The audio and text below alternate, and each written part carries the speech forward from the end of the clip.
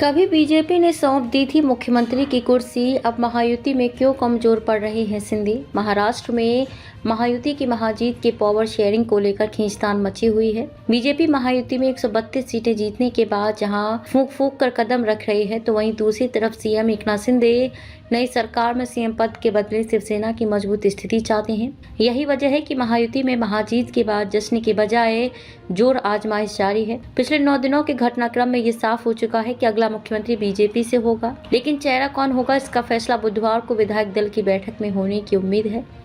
लेकिन इस बीच सवाल खड़ा हो रहा है, जिन्हें एकनाथ शिंदे को जून 2022 में बीजेपी ने सीएम की कुर्सी दी थी, अब उन्हें अपनी कुछ मांगों के लिए प्रेशर पॉलिटिक्स क्यों करनी पड़ रही है। तब बना दिया था सीएम। महाराष्ट्र के राजनीतिक घटनाक्रम पर बारीकी से नजर रख रहे विश्लेषकों का कहना है कि पॉलिटिक्स में फैसले जरूरत के हिसाब से लिए जाते हैं। जून 2022 में एकनाथ शिंदे की अहमियत कहीं अधिक थी।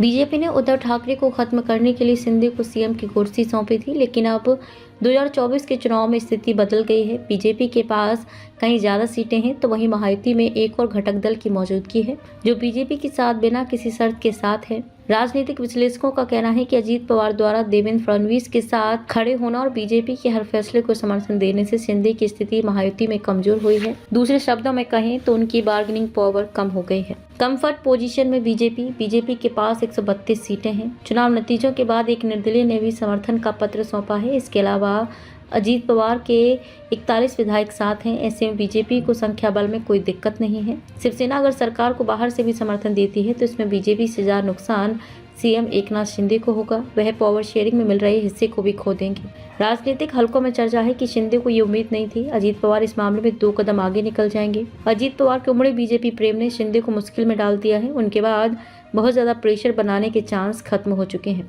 पावर बैलेंस की कोशिश शिवसेना चाहती है कि अगर उसे गृह विभाग मिलता है तो सरकार में एक पावर बैलेंस होगा। सीएम बीजेपी का और गृह मंत्री शिवसेना का। वित्त विभाग एक बार फिर से एनसीपी के पास जाने की उम्मीद की जा रही है। अब देखना यह है कि अजीत पवार की अगुवाई वाली एनसीपी के दांव से महायुति में फंसे शिंदे शिवसेना के लिए महायुति में कितनी पावर ले पाते हैं। शिवसेना के नेताओं को इस बात की भी नाराजगी है कि अजीत पवार की वजह से ही महायुति में शिंदे की अहमियत कम हुई है। अजीत पवार महायुति सरकार में 6वीं बार उप मुख्यमंत्री पद की शपथ लेंगे। सरकार में रहने के मामले में पवार फडणवीस और शिंदे दोनों से ज्यादा अनुभवी हैं।